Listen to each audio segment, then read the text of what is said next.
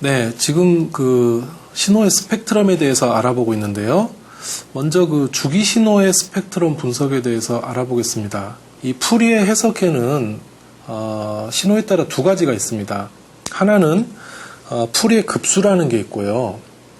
또 하나는 푸리의 변환, 푸리의 트랜스폼이라는 게 있습니다. 둘의 차이는 그 푸리의 급수 같은 경우는 이 주기 신호에 적용되는 거고, 푸리의 변환 같은 경우는 이제 다른 그 주기 신호가 아닌 거에도 적용될 수 있다. 뭐 그런 차이가 있습니다. 그래서 먼저 주기 신호의 스펙트럼 분석하는 법, 즉 다시 말해서 푸리의 급수에 대해서 오늘 이 시간에는 알아보도록 하겠습니다. 네, 주기 신호와 푸리의 급수 개요를 먼저 말씀드리겠는데요.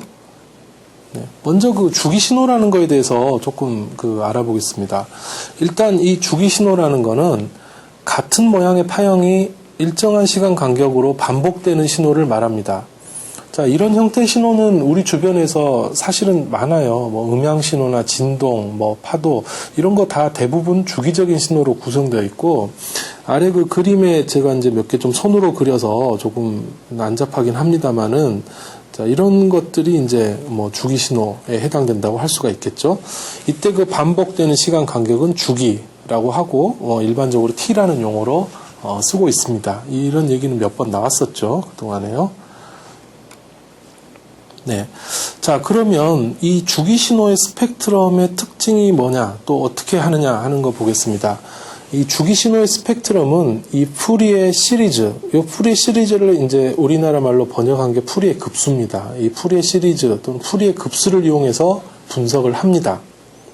그리고 이 주기 신호의 스펙트럼의 특징이 있는데, 이 주기 신호의 스펙트럼은요, 어떤 그 기본 주파수와 그 배수로만 구성이 됩니다. 이게 무슨 얘기냐면, 만약에 원래 그 신호의 주파수가 이제 주기 신호니까 주파수를 구할 수가 있겠죠. 원래 신호의 주파수가 10Hz짜리 신호였다. 그렇다면 그 스펙트럼은 10, 20, 30, 40 이렇게 그거의 정수배로만 구성된다는 겁니다. 즉 뭐 예를 들어 15라든가 뭐 23 이런 것들은 있을 수가 없어요. 주기 신호의 경우는요.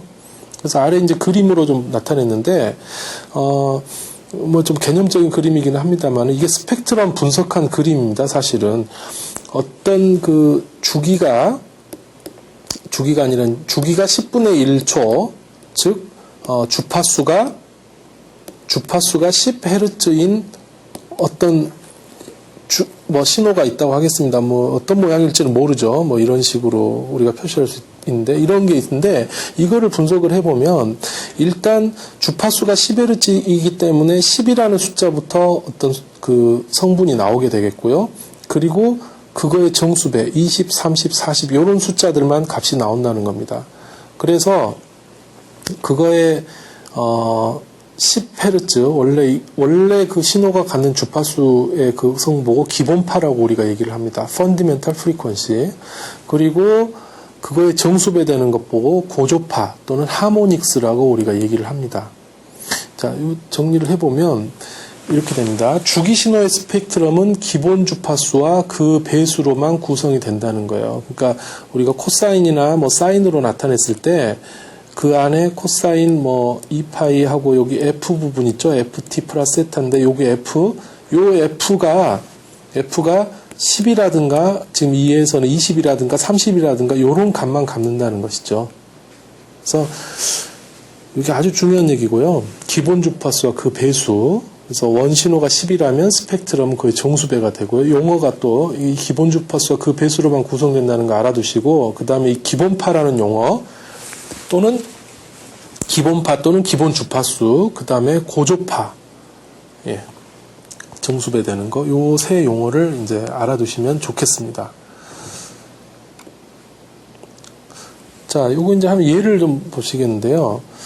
일단 뭐 푸리의 급수는 뭐 나타내는 모양이 여러 개가 있습니다만은, 뭐 제일 편안하게 어떤 XT라는 신호가 있을 때 그걸 이렇게 어떤 상수항과 뭐 코사인 이렇게 여러 개 있는 이런 걸로 나타낸다고 보겠습니다. 그래서 주파수를 잘 보시면 처음 항은 오메가 t인데요. 두 번째 항은 2배의 오메가 t예요. 왜냐하면 이 풀이의 급수라는 거는 아까도 말씀드렸듯이 이 기본파 오메가의 어떤 정수배, 여기는 2배의 곱이죠. 그 다음에 여기는 3배 곱이죠. 이렇게 정수배로만 나타낼 수 있다는 것이기 때문에 이렇게 식 자체가 이렇게 돼 있습니다. 그래서 예를 들어서 이런 파형을 이렇게 풀이의 시리즈로 나타냈어요. 이게 어떻게 했냐는 뒤에 나오니까요. 일단 했다고 하겠습니다. 그래서 했더니 이게 4 코사인 2파이 10t. 그러니까 여기 이제 이거는 f가 10인 경우죠. f가 10. 그 다음 요거는 2파이 20t. 역시 주파수가 이번엔 20이죠. 여긴 주파수가 30이고 40이고 정수배입니다. 이렇게 나타났어요. 그래서 우리가 이 항을 첫 번째 걸 A1항, A2, A3, A4 이렇게 좀 편의상 나타내면 아래 표를 보세요. 이렇게 하면 A1의 주파수는 10Hz 맞죠? 그 다음에 진폭은 4, 위상은 0. 그 다음에 A2의 경우에는 주파수는 20, 진폭은 2, 여기 진폭 2죠.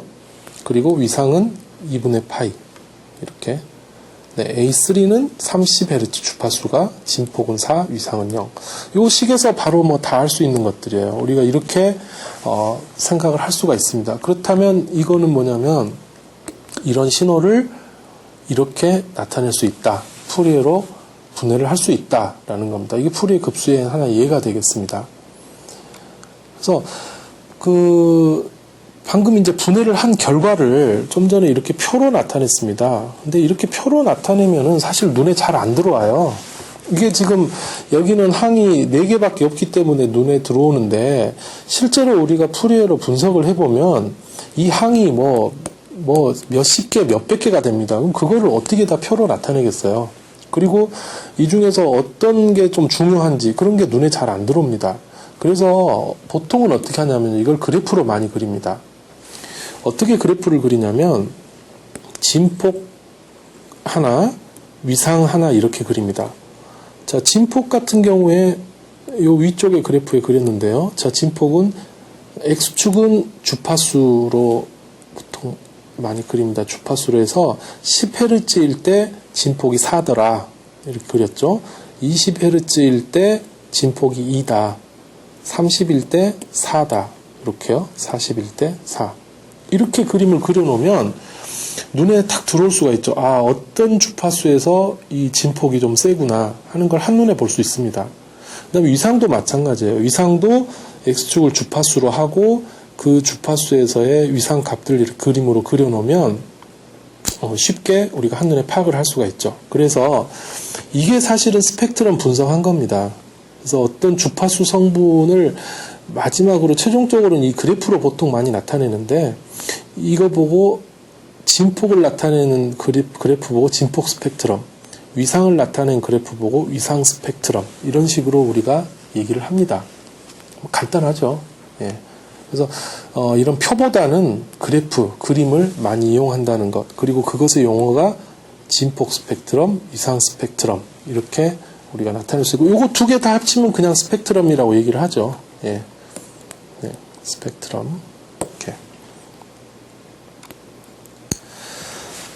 다음으로 아까 기본파와 고조파 한번 말이 나왔었는데요. 다시 한번 이 그래프에서 한번 정리를 하겠습니다. 그래서 기본파는 펀디멘털 프리퀀시라고 하고 신호를 구성하는 정연파 중에 가장 낮은 주파수 성분 원신호의 주파수와 동일하고요. 그림에서 보면은 이 경우 10Hz가 기본파가 되겠고 나머지는 고조파가 되죠. 그 다음에 고조파는 하모닉스라고 우리가 영어로 쓰고요. 기본파의 정수배 주파수를 가진 정연파 성분이 고조파 하모닉스가 되겠습니다. 다시 한번 중요한 개념이기 때문에 용어 정리를 했습니다. 자, 이거는 실제 기타의 소리를 냈을 때 스펙트럼을 보여주는 건데요. 지금 기타줄을 한번 딱 튕겨서 그거를 어떤 측정기로 측정을 했더니 이런 식의 파형을 보였습니다. 삼각형 파형이죠. 그리고 이제 X축은 시간입니다. 그래서 이걸 보니까 대략 한 110Hz 정도 됩니다. 주파수가요. 네, 이건 금방 보고 계산을 할 수 있겠죠. 정확하진 않지만 대략 계산할 수 있을 겁니다. 110Hz예요. 그래서 이거는 이제 시간 그래프고 요거를 스펙트럼 분석을 해봤습니다. 자, 스펙트럼 분석을 해서 그 중에서 이제 진폭 스펙트럼만 보여준 거예요. 자, 위상 스펙트럼은 사실 그렇게 많이 그리지 않습니다. 특별한 경우를 제외하고는요. 대부분의 스펙트럼은 사실은 진폭 스펙트럼을 많이 그립니다. 자, 진폭 스펙트럼을 봤더니 자세히는 보이지 않습니다만은 대략 여기하고 여기 이렇게 뭔가 피크가 나오는 부분만 이렇게 좀 살펴보면 이렇게 피크가 일정한 간격으로 대략 나온다는 걸 알 수가 있어요. 잘 보면은 110Hz, 요거 처음에 거는 대략 한 110Hz 정도에 있고요. 두 번째 건 220, 그 다음에 세 번째 거는 뭐 330, 이런 식으로요. 아니네요. 제가 좀 잘못 실수를 했는데요. 자, 이거는 홀수차 고조파만 나오는 겁니다. 처음에 거가 110이고요. 그 다음 거는 220이 아니라 330이 나옵니다. 곱하기 3 된 거죠. 자, 그 다음에는 550. 그 다음에 거는 770. 이런 식으로. 홀수차의 고조파만 나옵니다. 홀수만. 자, 이렇게도 나옵니다. 특히 이런 삼각파 같은 경우는 이렇게 홀수차의 고조파만 나오는 그런 것들도 있습니다. 또 어떤 그 파형 같은 경우는 또 짝수차만 나오기도 해요. 그러니까 모든 정수배가 다 나와야 되는 건 아닙니다. 그래서 이렇게 짝수배의 고조파만 나오는 파형도 있고 또 홀수배의 파형만 나오는 것도 있고요. 자, 이런 것들이 이제 신호의 어떤 특징이 되겠죠. 네. 예로서 이제 한번 보여드렸습니다. 자, 여기 이제 좀 실제로 뭐 여러분들이 풀어볼 내용은 아니고요. 그 인터넷에 가시면 좋은 자료들이 많이 있는데 그 존스 홉킨스 대학이라는 곳에서 제공하는 사이트가 괜찮은 곳이 있습니다. 그래서 그 여기 여기 적혀진 주소로 가시면은 이런 화면을 보실 수 있는데 이 화면 중에서 그 네 번째에 그 푸리에 시리즈 요거를 클릭을 해보시면 푸리에 시리즈에 대해서 여러 가지 이렇게 합성하는 거를 직접 해보실 수가 있어요. 한번 화면을 제가 캡처한 걸 보여드리면은 여기서 그 왼쪽에 있는 거는 어떤 파형을 할 거냐 하는 거를 지금 그러니까 원래 파형이죠. 원래 파형을 어떤 걸 할 거냐 하는 겁니다. 그 렉탱귤러 펄스 같은 경우 지금 여기 보이는 이 사각형이에요. 바이폴러 펄스 같은 경우는 뭐 이렇게 플러스 마이너스가 되는 이런 것들 뭐 얘기를 하는 거고요. 소우투스가 이제 톱니 모양입니다. 이런 톱니 모양. 트라이앵귤이 이제 소우투스가 이거죠. 톱니 모양이니까 이런 식으로 트라이앵귤은 삼각형, 뭐 익스포넨셜은 이런 식으로 노이즈는 막 이제 이런 거 파형별로 이제 직접 보시면 압니다. 그것들을 보여주고 파란색이 오리지널이에요. 이게 오리지널 신호인데 하나만 그려놓은 거는 이제 주기 신호가 맞습니다. 주기 신호 맞는데 지금 옆에까지 다 보여줄 필요 없으니까 지금 하나만 보여준 거예요. 그래서 이거를 코에피션트 이 부분이 지금 한 개, 그러니까 코사인이나 뭐 사인 항을 한 개만 했느냐, 뭐 여러 개 했느냐, 그걸 보여주는 겁니다. 그래서 합성되는 걸 보여주는 건데, 요 숫자를 점점 늘려가시면 돼요. 지금은 한 개를 했을 때, 이렇게 됐습니다.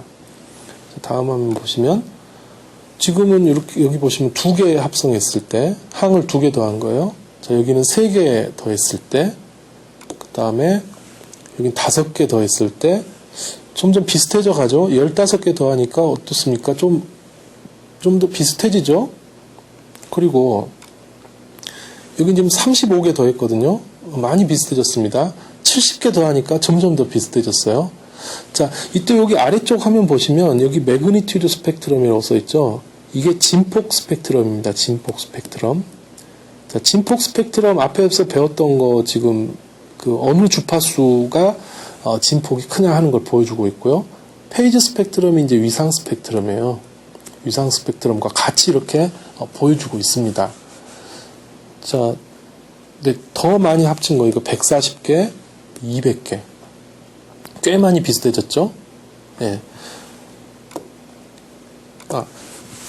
이렇게 항의 개수를 많이, 그러니까 합성을 많이 하면 할수록 원래 거하고 굉장히 비슷해지는 것을 볼 수가 있습니다. 요거를 이제 뭐 더 많이 하면 더 비슷해지겠죠. 뭐 그거는 여러분들이 직접 한번 해 보시고요. 어, 다른 파형 한번 또 보겠습니다. 지금 이거는 이제 잡음이에요. 잡음인데 잡음의 이건 만약에 주기적인 잡음이라고 하고 한 주기만 그린 겁니다. 그래서 지금 이건 파란색이 잡음인데요. 빨간색이 이제 합성한 겁니다. 여기 7개.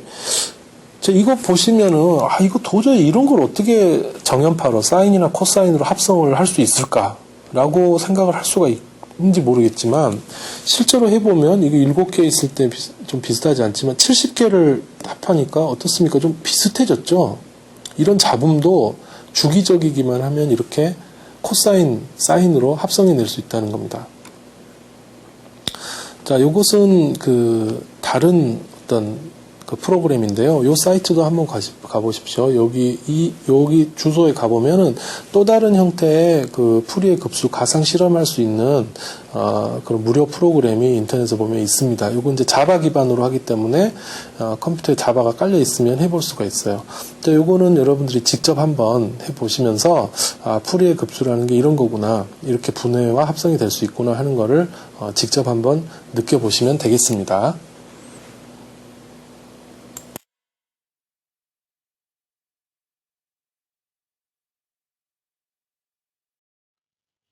네, 본격적인 내용에 들어가기 앞서서 푸리에 시리즈 그리고 스펙트럼에 대해서 배운 내용 간단하게 정리해 보도록 하겠습니다. 가장 중요한 내용, 먼저 나온 내용은 이거죠. 주기신호는, 여기서 주기신호가 중요합니다. 주기신호는 여러 개의 정연파, 즉 사인이나 코사인을 합해서 만들 수 있다. 즉 사인이나 코사인의 합으로 구성된다는 겁니다. 그래서 주기신호가 있을 때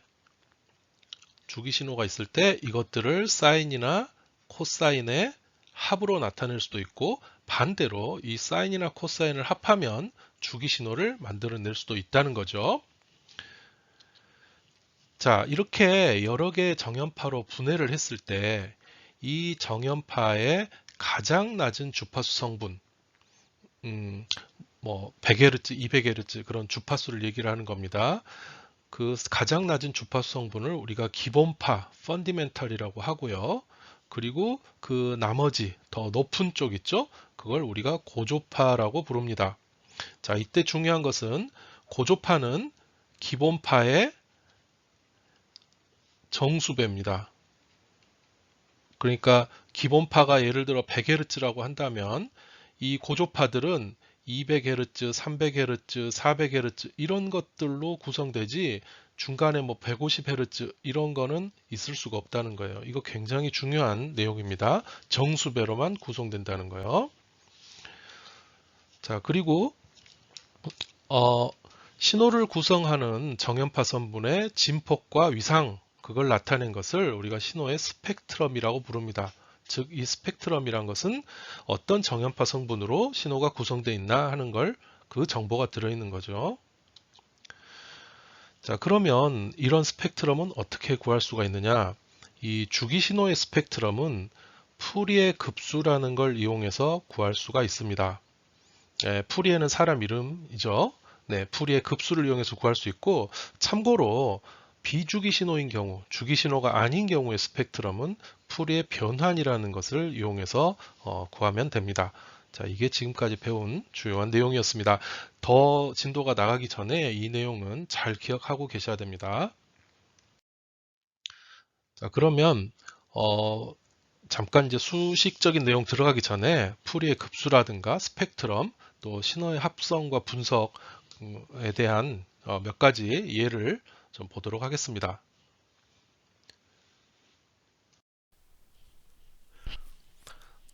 네, 지금 보시는 화면은요, 그 오디션이라는 프로그램의 화면인데, 지금 화면에 이렇게 사각형 모양의 펄스가 보입니다. 자, 이것이 그 펄스, 그러니까 사각형 모양의 주기 신호를 지금 보여준 것인데요. 이 소리를 들어보면 네, 이런 소리가 납니다. 자, 이것의 스펙트럼을 한번 볼까요? 스펙트럼을 보기 전에 이 사각형 펄스의 주파수는 500Hz입니다. 즉 500Hz니까 1초에 500번 이 사각형 펄스가 이제 반복된다는 뜻이죠. 자, 그래서 스펙트럼을 보면요. 여기에 네, 자, 화면에 이렇게 스펙트럼이 보입니다. 잘 보시면 이렇게 뭐가 하나씩 나오는데 이게 바로 스펙트럼이에요. 그래서 이 주파수를 보면 이게 정확하진 않지만 이게 커서로 찍는 거라 좀 정확하진 않습니다. 약은 516 정도가 나오는데요. 이게 정확하게 이제 찍으면 500이 나오겠죠. 그래서 여기는 500Hz, 500Hz의 어떤 사인파가 있다라는 것이죠. 자, 그리고 그 다음 나온 봉우리를 보면 이거는 약 한 1500Hz 정도 됩니다. 자, 1500Hz면은 500Hz 3배죠. 예, 3배 되는 주파수의 고조파입니다. 그래서 이게 두 번째 나온 고조파고요. 자, 세 번째 보니까 이건 약 2500 정도 됩니다. 2500이니까 5배죠. 500Hz에. 자, 이렇게 정수배로 어떤 스펙트럼이 나오고 있습니다. 이게 주기 신호의 하나의 특징이라고 했죠. 자, 다른 것도 한번 볼까요? 자, 다른 것은 이걸 지우고 새로 생성을 한번 해보겠습니다. 이번에는 사각형 말고 삼각파를 한번 생성을 해보고 여기 베이스 프리퀀시가 500Hz로 되어 있죠. 네, 500Hz에 1000으로 한번 해보죠. 네, 또 다른 숫자를 보기 위해서 네, 확대를 해보겠습니다. 확대를 했더니 네, 이런 삼각파가 나오는 걸 알 수 있습니다. 자, 이것의 스펙트럼을 보죠.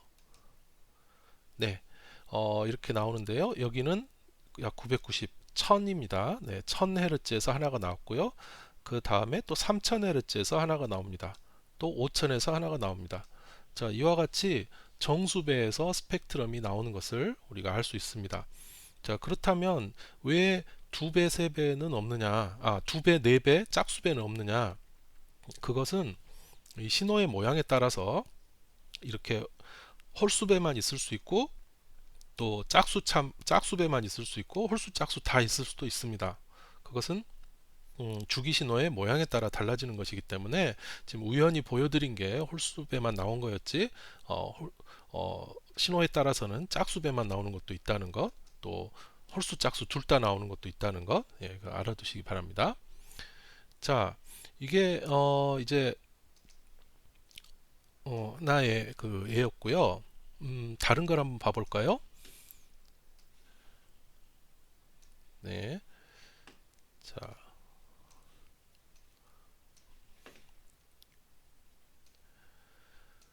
방금 보여드린 내용에서는 우리 그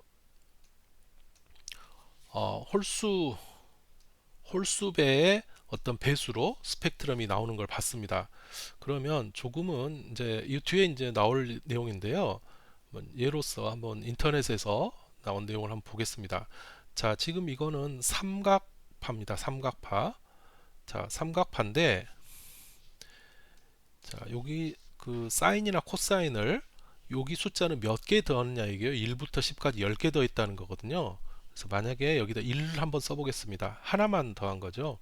자, 그랬더니 어떻게 됩니까? 사인파 하나만 예쁘게 나와 있죠.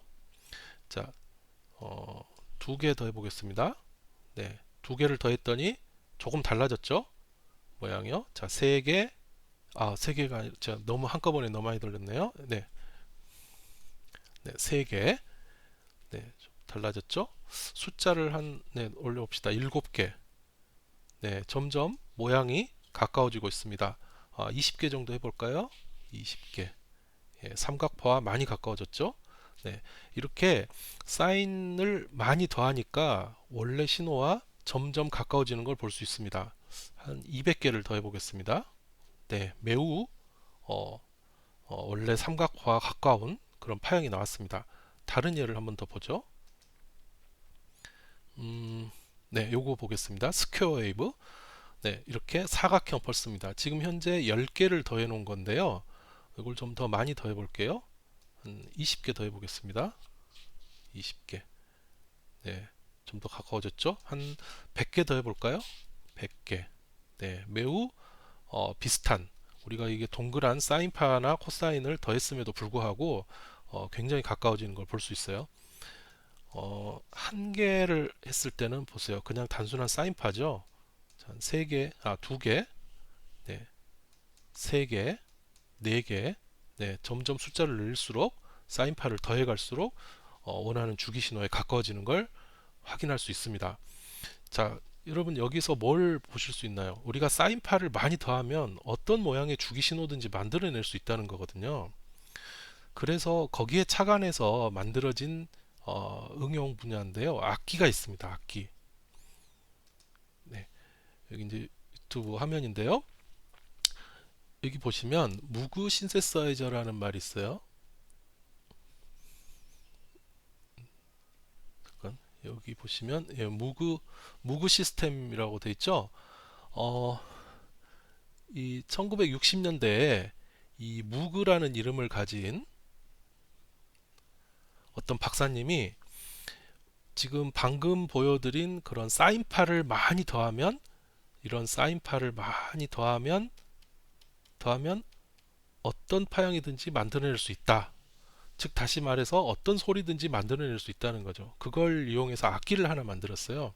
그걸 보고 이제 무그 신세사이저라고 얘기를 합니다. 네, 좀 지우겠습니다. 네, 그래서 이런 게 이 무그 신세사이저인데요. 여기 아래쪽 게 좀 더 잘 보이네요. 좀 작은 거라서 작은 거부터 먼저 보겠습니다. 네, 네,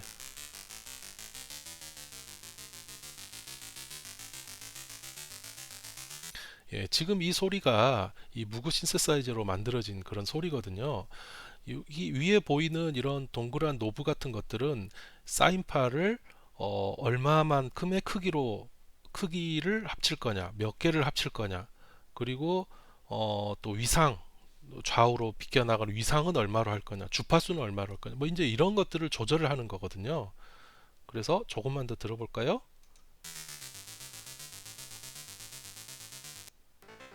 네, 소리가 달라졌죠?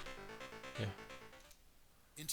어, 네, 이렇게 어떤 사인파, 정연파를 얼마만큼 합성하냐에 따라서 이렇게 소리들이 달라지는데 이런 걸 이용해서 이제 만든 게 무그 신세사이저라는 거고요. 이걸로 아주 유명한 그 앨범도 하나 있습니다. 이 무그 신세사이저로 만든 스위치드 온 바흐라는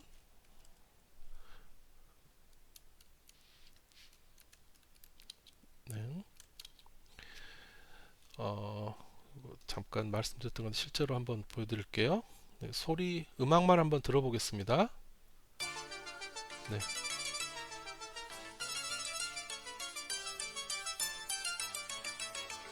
네, 네, 이게 이제 무그 신세사이저로 연주한 그런 음악이에요. 그러니까 앞서 보여드렸던 이렇게 어, 사인파를 여러 개를 합성을 해서 소리를 만들어낸 거죠. 이게 최초의 아날로그 전자악기라고 볼 수가 있습니다. 자, 그러면 이렇게 합성하는 거 말고 반대로 어떤 신호가 있을 때 그것을 거꾸로 분해해서 어떤 스펙트럼으로 구성되어 있느냐, 어떤 사인파로 구성되어 있는가를 알아내는 것으로 오는 용도가 있는데요. 그 스펙트럼 어널라이저라는 기계가 있습니다. 지금 아래쪽에 보시는 이런 것들이 다 스펙트럼 어널라이저 기계들이거든요. 화면을 한번 보시면 이 그래프들이 보이는데요. 이 그래프들이 이 기계에 입력되는 신호의 스펙트럼을 보여주고 있습니다. 예, 잘 보시면 아까 우리 그 오디션 프로그램에서 봤던 이런 모양과 네, 비슷한 것들을 볼 수가 있어요. 예를 들어서 요거 한번 볼까요? 네, 잘 보이질 않지만 이렇게 뭐가 막 튀어나와 있죠, 이쪽에요. 예, 그 주파수에 어떤 스펙트럼이 에너지가 많이 모여 있다. 이게 그래프가 위로 올라가 있을수록 이게 더 에너지가 많다라는 것을 의미를 하거든요. 네, 그래서 이런 것이 바로 어떤 그 스펙트럼 또 푸리에 시리즈, 이게 기본은 푸리에 시리즈에서 시작을 하는 거니까요. 네, 그래서 이렇게 신호를 분해하는 거, 오디오 쪽 한번 볼까요? 이거는 오디오 스펙트럼 어널라이저입니다. 특별히 그 오디오 쪽에 대해서 전문으로 이제 스펙트럼을 녹화하는 거고요. 또 이제 더 뭐 전파에 대해서 스펙트럼 어널라이저 하는 것도 있고 다양합니다. 그래서 이렇게 어널라이저 분해하는 거, 어떤 주파수 성분이 많이 있느냐라는 걸 알아내는 거, 그리고 거꾸로 이렇게 사인파를 합성해서 어떤 임의의 소리를 만들어내는 거, 그런 것들이 다 이 푸리에 시리즈라는 이 개념에서 이제 시작을 하게 된 것입니다. 네, 다음 시간에는 그럼 어떻게 해서 이 푸리에 시리즈를 구하는가 하는 수학적인 내용에 대해서 알아보도록 하겠습니다.